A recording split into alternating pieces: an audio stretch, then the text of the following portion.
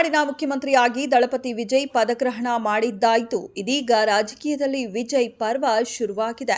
ಹಾಗಂತ ಸಿನಿಮಾ ಫ್ಯಾನ್ಸ್ಗೆ ನಿರಾಸೆ ಮಾಡುತ್ತಿಲ್ಲ ವಿಜಯ್. ಇದೀಗ ಜನನಾಯಕನ್ ಚಿತ್ರ ರಿಲೀಸ್ಗೆ ಕೌಂಟ್ಡೌನ್ ಶುರುವಾಗಿದೆ. ಈ ಮೂಲಕ ಮತ್ತೊಂದು ಮಾಸ್ ವಿಜಯೋತ್ಸವಕ್ಕೆ ಫ್ಯಾನ್ಸ್ ಸಜ್ಜಾಗ್ತಿದ್ದಾರೆ. ಸಿ ಜೋಸೆಫ್ ವಿಜಯ್ ಎಂಬ ನಾನು ಎಂದು ವಿಜಯ್ ಪ್ರಮಾಣ ವಚನ ಸ್ವೀಕಾರ ಮಾಡುತ್ತಿದ್ದಂತೆ ಕಾರ್ಯಕರ್ತರ ಹರ್ಷದ ಕಟ್ಟೆ ಒಡೆದಿದೆ.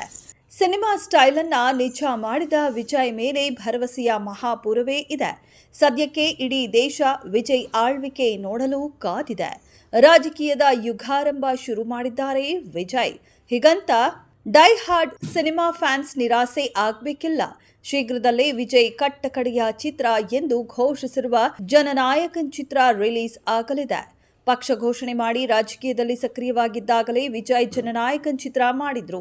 ಇದು ಕನ್ನಡ ಮೂಲದ ಚಿತ್ರ ನಿರ್ಮಾಣ ಸಂಸ್ಥೆ ವೆಂಕಟ್ ನಾರಾಯಣ್ ನಿರ್ಮಾಣದ ಬಿಗ್ ಪ್ರಾಜೆಕ್ಟ್ ಚಿತ್ರವಾಗಿದೆ.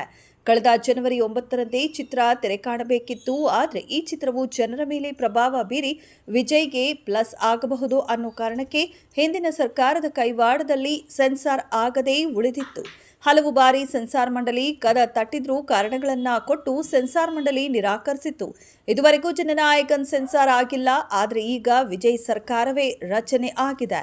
ವಿಜಯ್ ಕೊನೆಯ ಚಿತ್ರ ಜನನಾಯಕನ್ಗೆ ಎದುರಾಗಿದ್ದ ವಿಘ್ನಗಳು ಅಷ್ಟಿಷ್ಟಾಗಿರಲಿಲ್ಲ. ಇನ್ನು ವಿಜಯ್ ಜೊತೆಯಲ್ಲೇ ಇರುವ ನಿರ್ಮಾಪಕ ವೆಂಕಟ್ ನಾರಾಯಣ್ ಸಿನಿಮಾ ಸೆನ್ಸಾರ್ ಮಾಡಿಯೇ ವಾಪಸ್ ಬರುವ ಸೂಚನೆ ಕಂಡುಬಂದಿದೆ. ವಿಜಯ್ ಸಿನಿಮಾ ಬಂದಿಲ್ಲ ಎಂದು ನಿರಾಸೆಯಿಂದಿದ್ದ ಫ್ಯಾನ್ಸ್ಗೂ ಈಗ ಹೊಸ ಉತ್ಸಾಹ ಬಂದಿದೆ. ಇದೀಗ ವಿಜಯ್ ಮುಖ್ಯಮಂತ್ರಿ ಸ್ಥಾನಕ್ಕೆ ಪದಗ್ರಹಣ ಮಾಡಿರೋ ಸಂಭ್ರಮವನ್ನ ಸೆಲೆಬ್ರೇಟ್ ಮಾಡ್ತಿರೋ ಫ್ಯಾನ್ಸ್ ಶೀಘ್ರದಲ್ಲೇ ಮತ್ತೊಂದು ಮಾಸ್ ವಿಜಯೋತ್ಸವಕ್ಕೆ ಸಜ್ಜಾಗ್ತಿದ್ದಾರೆ. ಜನನಾಯಕನ್ ರಿಲೀಸ್ ಆದ ಮೇಲೆ ಥಿಯೇಟರ್ ಹಬ್ಬ, ಬಾಕ್ಸ್ ಆಫೀಸ್ ಬ್ಲಾಸ್ಟ್, ದಾಖಲೆಗಳು ಉಡೀಸ್ ಆಗೋದು ಗ್ಯಾರಂಟಿ ಎನ್ನಲಾಗ್ತಿದೆ.